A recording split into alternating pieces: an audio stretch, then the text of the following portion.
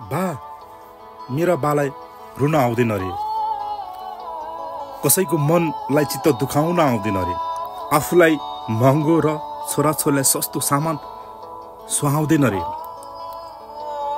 बा, तिमी सबैको कुरा सुन्छौ, सबैको इच्छा पूरा गरिदिन्छौ। तिम्रो कुरा कसले सुन्छ बा? तिम्रो इच्छा कसले बुझिदिन्छ बा? कसले सुनिदियोस्? दिनभरिको थकानपछि बा, तिम्रो दिन कस्तो भयो भनेर हात गोडामा तेल लगाएर मालिस गरिदिने को छ र बा?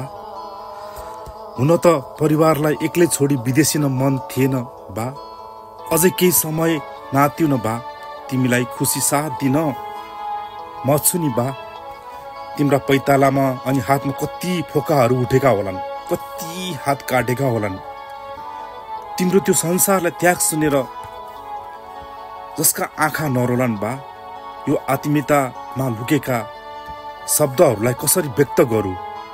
मेरो जीवनको पहिलो भगवान रूपी पुरुष, उनका लागि मैले जतिसुकै दुःख गरे पनि अझै कम हुन्छ बा। तिम्रो लागि तिम्रो कविता, गजल, इतिहास जे लेखे पनि, अझै महाकाव्य लेखे पनि अझै कम हुन्छ होला बा। म देखाउन र भन्न सक्दिनँ बा। तिमीलाई केही हुँदा, दुःख पर्दा, पीर पर्दा यो मन आतिन्छ बा।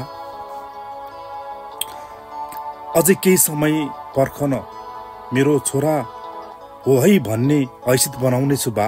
जितेर तिम्रो नाम रोशन गर्नेछु। दिन दुखी गरिबहरूको लागि सहारा बन्नेछु बा।